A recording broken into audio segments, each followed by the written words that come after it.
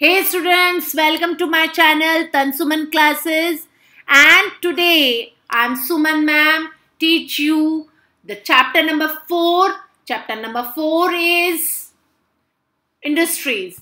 So today we start the new topic. Before we start the new chapter, आज हम बहुत enjoy करने वाले हैं इस chapter को, क्योंकि हमने नंबर चैप्टर 3 एग्रीकल्चर जो है वो ऑलरेडी हमने बहुत अच्छे से डिस्कस किया कि एग्रीकल्चर क्या है, उसके कितने पार्ट्स में डिवाइड कर सकते हैं, इसकी एक्टिविटीज़ कितने पार्ट्स में डिवाइडेड होती है, और मेजर क्रॉप्स के बारे में हमने प्रीवियस वीडियो में पढ़ा।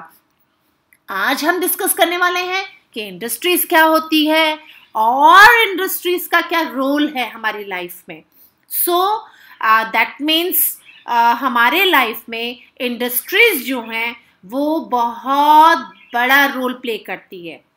So start the topic. Before we start the topic, I remind you to all, please like and subscribe my channel and don't forget to press the bell icon.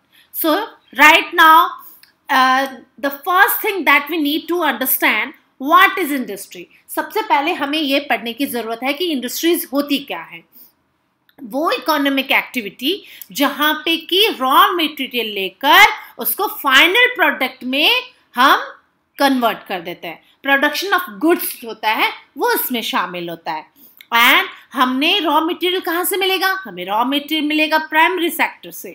So now the first thing that we need to understand, what is industry?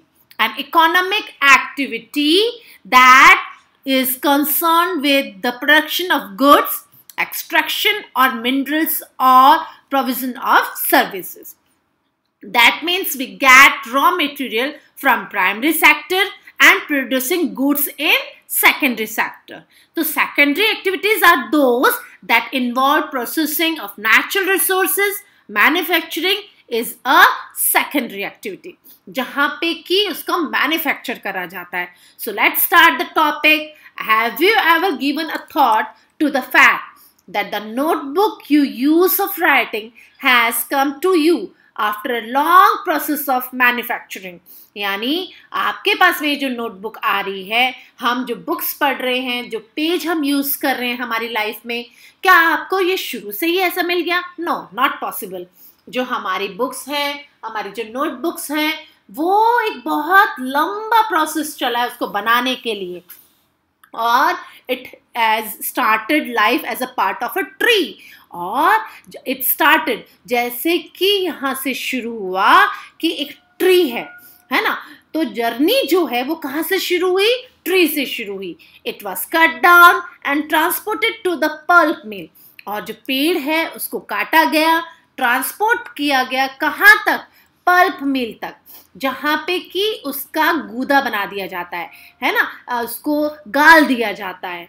So there was a wood of the tree was processed and converted into the wood pulp, जहाँ के कि उस पेड़ की लकड़ी को काट के उसको कन्वर्ट कर दिया गया है वुड पल्प में।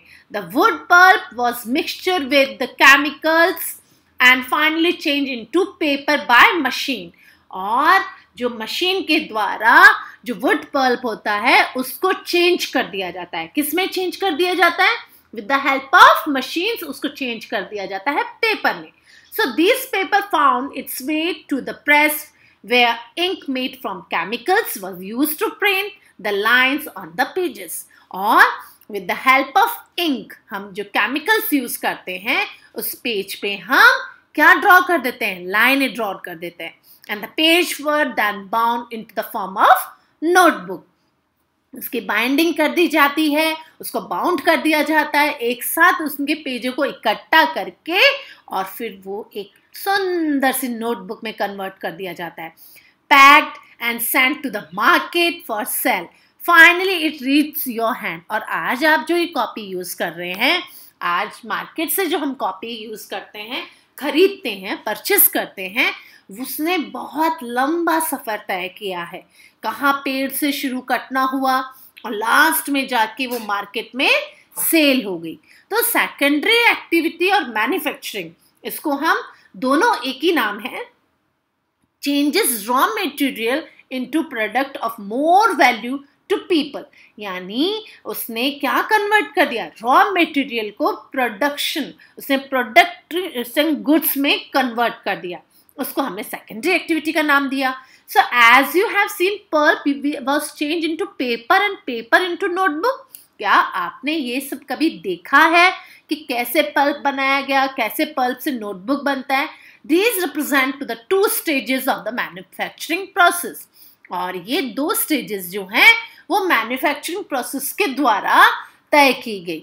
The paper made from pulp and cloth made from cotton have had value added to them at each stage of the manufacturing process. जो पेपर से जो पल्प बना है और साथ ही साथ कपड़ा, आपने देखा जो हैंडमेड पेपर होता है ना, उसमें छोटे छोटे कतरनों का भी इस्तेमाल किया जाता है और वैल्यू एडेड होते हैं ये. और each stages of the manufacturing process, in this way the finish product has more value. और बिफोर जो प्रोडक्शन था, बिफोर जब वो मैन्युफैक्चरिंग प्रोसेस में था, तब उसकी इतनी वैल्यू नहीं थी. लेकिन जैसे ही फाइनल प्रोडक्ट बनता है और उसकी वैल्यू और यूटिलिटी ज़्यादा बढ़ जाती है. So the finished product has more value and utility than a raw material that it made from. यानी जो कच्चे संसाधन थे हमारे पास, कच्चा माल जो था, उससे ज़्यादा वैल्यू और यूटिलिटी कौन रखता है? फिनिश्ड प्रोडक्ट रखता है. So industry. अब एक्टिविटी है, trace the journey of your shirt from the cotton field to your wardrobe. आपको एक जर्नी जो है कि कैसे एक शर्ट ने जर्नी तय करी है एक कॉटन फील्ड से लेके आपकी अलमारी तक, आपके वार्डरोब तक. तो ये एक्टिविटी आपको ज़रूर करनी चाहिए. साथ ही साथ इंडस्ट्रीज जो है उनसे हमारा तात्पर्य क्या है? Industries refers to an economic activity that is concern with the production of goods. यानी जो निर्मित माल हो जाता है, कच्चे साधनों को यूज करके द फाइनल प्रोडक्ट जो होता है वो इंडस्ट्रीज में होता है. Extraction of minerals and provision of the services, and thus we have iron and steel industry, production of goods, coal mining industries, extraction of coal, and the tourism industry, service provider. यानी कि जो industries हैं, जैसे steel industry जो है, यानी heavy industries जो है वो इसमें शामिल है. कोल माइनिंग जो इंडस्ट्रीज है, कोल निकालना कि कैसे एक्सट्रैक्ट किया जाता है, वो इसमें शामिल है. और टूरिस्ट इंडस्ट्री सर्विस कैसे हमें देती है, ये सभी हम इंडस्ट्रीज में पढ़ेंगे. सो क्लासिफिकेशन ऑफ इंडस्ट्रीज जो है, तो the classification of industries on the basis of raw material, size and ownership. तो industries can be divided, classified into 3 basis. First is raw material, यानी कच्चा जो माल है, कच्चा जो हमारे पास माल है उसके द्वारा. साइज, उसकी इंडस्ट्रीज की साइज क्या है. और ऑनरशिप, यानी उसका जो मालिकाना हक है वो किसका है. तो जो मालिकाना हक है वो किसका होगा, वो भी हमें इसमें रीड करना है. तो फर्स्ट इज रॉ मटेरियल. अब raw material, on the basis of raw material industries are agro based and mineral based and marine based and forest based. अब हम इसको रॉ मटेरियल जो है फर्स्ट पार्ट जो बेटा, इसको हम 4 पार्ट्स में डिवाइड कर देते हैं.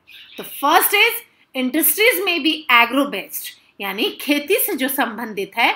मिनरल बेस्ड भी हो सकती है जो कि हमारे खनिज हैं. और मैराइन बेस्ड, मैराइन यानी जो कि समुद्री से रिलेटेड होते हैं, जो कि हमारे समुद्र हैं और समुद्र से मिलने वाले जो प्रोडक्ट हैं उनसे बेस्ड होती हैं. एंड फॉरेस्ट, जो कि जंगलों से संबंधित होती है कि जंगल से हमें क्या क्या मिलता है. Based in depending upon the type of material they use. अब वो कौन कौन से मटेरियल यूज कर रहे हैं इस पे डिपेंड करता है. तो first one is agro based industries. Agro based industries वो हैं जो कि एग्रीकल्चर प्रोडक्शन को यूज करते हैं. Use plants and animals based production as their raw material. जो अपने रॉ मटेरियल कहाँ से लेते हैं, खेतों से लेते हैं, जानवरों से लेते हैं. Food processing, vegetable oil, cotton textile, dairy product and leather industries are the example of agro based industries. और ये जो हमें खेतों से मिला है, जानवरों से मिला है, प्लांट से मिला है, ये सब हम किस में शामिल करेंगे?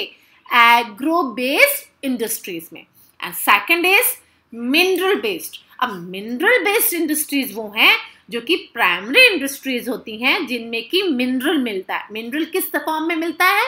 ओर, और एज ए रॉ मटेरियल. यानी मिनरल्स और मिलते हैं और वो रॉ मटेरियल में मिलते हैं जिनको कि हम फैक्ट्रीज में लाके फाइनल प्रोडक्ट तैयार करते हैं. The product of these industries feed other industries.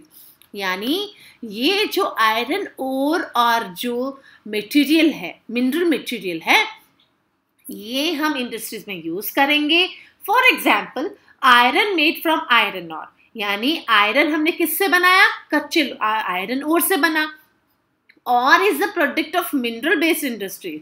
और इनको हमने मिनरल बेस्ड इंडस्ट्रीज में शामिल करा. This is used as a raw material for the manufacture of the number of other product also such as heavy machinery, building materials and railway coaches. और जिसमें कि हम किसको किसको यूज करते हैं? हम यूज कर रहे हैं इसमें कि बिल्डिंग्स मटेरियल यूज कर लेते हैं, हैवी मशीनरी जो होती है वो इसकी हेल्प के द्वारा बनती है, और एग्रीकल्चर जो इक्विपमेंट्स होते हैं बड़े बड़े वो भी हम यहाँ पे बना लेते हैं.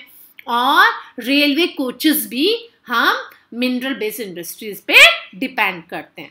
Third one is marine based. Marine based यानी use product from the sea and ocean are raw material. यानी हमें समुद्र और सागरों से मिलता जो है वो हम इसमें शामिल करते हैं समुद्र वाले में.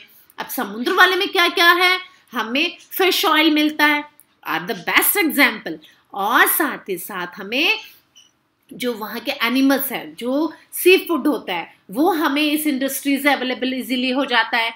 और फिश ऑयल जो है वो हमें मैन्युफैक्चरिंग करते हैं हम, और इसका कॉस्मेटिक में बहुत ज़्यादा इस्तेमाल होता है. फॉरेस्ट बेस्ड इंडस्ट्रीज जो है utilize forest product as a raw material in industries associated with the forest are pulp and paper and furniture, buildings, है ना, और in medicines also. यानी हमें जो forest based industries जो होती हैं वो हमें कहाँ से मिलती हैं? उनसे हमें मटेरियल मिलता है, रॉ मटेरियल, और साथ साथ मेडिसिन्स मिलती है, फर्नीचर के लिए लकड़ियाँ मिलती हैं, बिल्डिंग्स बनाने के लिए हमें मिलता है, और हम जो पेपर यूज करते हैं वो भी हमें फॉरेस्ट बेस्ड इंडस्ट्री से ही मिलता है. अब on the basis of size can be classified into small scale industries और लार्ज स्केल इंडस्ट्रीज, और small scale industry and large scale industries. For example cottage and household industries are example of small scale industry. In this, the product are manufactured by hands. जो small scale industries होती हैं उनमें हाथों से बनाया जाता है, हाथों से काम किया जाता है, और बहुत छोटे अमाउंट में यहाँ पे पैसा लगाया जाता है, with less use of capital and technology. जो स्मॉल स्केल इंडस्ट्रीज होती हैं वो कॉटेज और हाउस होल्ड इंडस्ट्रीज कहलाती हैं, जिनमें की प्रोडक्शन एंड मैन्युफैक्चर किससे होता है? By hand and by the for example basket weaving, pottery and other handicrafts are the example of cottage industry. अब ये वो इंडस्ट्रीज हैं जहाँ पे कि लघु उद्योग जो होते हैं, छोटे छोटे घरों में छोटे छोटे काम किए जाते हैं, स्मॉल स्केल पे काम किया जाता है, घर के लोग अपने हाथों से ये काम करते हैं. और in this scale of industry we use small amount of capital, जिसमें कि पैसा कम लगाया जाता है, लेजर अमाउंट यूज होता है, and technology compare to large scale industries producing large volume of product. और यहाँ पे जो टेक्नोलॉजी है वो as compare to large scale industries कम यूज करी जाती है. Investment of capital is higher as compare to जो स्मॉल स्केल इंडस्ट्रीज है, उसमें कैपिटल यूज नहीं होता, नाम मात्र का होता है. बट लार्ज स्केल इंडस्ट्रीज जो investment of capital is higher और प्रोडक्शन जो होता है वो लार्ज वॉल्यूम पे होता है. Technology as compare to small scale industry बहुत ज़्यादा होता है, टेक्नोलॉजी का इस्तेमाल बहुत ज़्यादा, और साथ ही साथ higher technology is used is supervisor in a large scale industry. Silk weaving or food production industries are small scale industries. और जो सिल्क की कताई बुनाई जो होती है, जो सिल्क वॉर्म होता है, रेशम का जो कीड़ा होता है, उसको पाला जाता है, उससे सिल्क का जो थ्रेड होता है वो बनाया जाता है. साथ ही साथ फूड प्रोसेसिंग जो यूनिट होती है वो स्मॉल स्केल पे काम करती है. But the production of automobile and heavy machinery are large scale industries. और जो प्रोडक्शन होता है जिसमें कि कार बनती है, बड़ी बड़ी मशीनरीज बनती है, ये सब फॉर एग्जांपल जो मारुति उद्योग है ना, तो मारुति उद्योग किसमें शामिल, लार्ज स्केल इंडस्ट्रीज में मारुति उद्योग आता है, जिसमें कि बहुत बड़े बड़े ऑटोमोबाइल्स और हैवी मशीनरी बनाई जाती हैं. अब third one is on the basis of ownership. The ownership industries are classified into private sector and joint sector and cooperative sector. So ownership जिसका कि पैसा होता है, जिसके कि ऑनर होता है, वो मालिकाना जो हक होता है वो किसका होता है. तो industry can be classified into private sector, state on और अ पब्लिक सेक्टर, और joint sector and a cooperative sector. First is private sector industries are owned and operated by the individual or a group of individual. यानी जो private sector होता है वो खुद के द्वारा संचालित होता है, उसमें मालिकाना हक व्यक्ति का होता है जो उसका मालिक होता है. And the private sector industries are owned and operated by the government and such as Hindustan as aeronautics limited and steel authority of India limited. और जिसमें कि प्राइवेट सेक्टर जो है हिंदुस्तान एरोनॉटिक्स लिमिटेड और स्टील अथॉरिटी ऑफ इंडिया इसमें शामिल है. Second is joint sector. अब जॉइंट सेक्टर जो है उसमें क्या है, जॉइंट सेक्टर में होता है मारुति. अब मारुति कैसे, for the joint sector industries जो होती हैं वो इसमें शामिल होती हैं और are owned as operated by the state or individual or a group of individual. Maruti Udyog Limited is an example of joint sector industry. और जो joint sector industries होती हैं वो operated होती हैं state और individual और a group of individual के द्वारा, जिसमें कि मारुति इसका बहुत बड़ा एग्जाम्पल है. अब cooperative sector जो होता है, industries are owned and operated by the producers or suppliers of raw material और वर्कर और बोथ, जिसमें कि प्रोड्यूसर जो होता है, सप्लायर जो होता है रॉ मटेरियल का, वो भी इसको ऑपरेट कर सकते हैं और जो वर्कर होते हैं वो भी ऑपरेट कर सकते हैं. For example Anand milk union limited और शुद्ध dairy are the success story of cooperative venture. अच्छा, आपको पता है जो कि मदर डेयरी है, अमूल है ना गुजरात में, तो ये कोऑपरेटिव सेक्टर के बहुत बड़े एग्जाम्पल हैं. तो हमने आज क्या पढ़ा, हमने पढ़ा इंडस्ट्रीज क्या होती हैं और उनका क्लासिफिकेशन पढ़ा, on the basis of raw material हमने उसका क्लासिफिकेशन पढ़ा, और साथ ही साथ ऑनरशिप के नाम पे भी हमने उसको क्लासिफाइड किया कि साइज के तौर पे ये कैसा होता है. And right now is first part is complete. Thank you, good day, and don't forget to like and subscribe my channel Tansuman Classes. And second part we will do in the next topic, next part in the next video. Thank you, good day.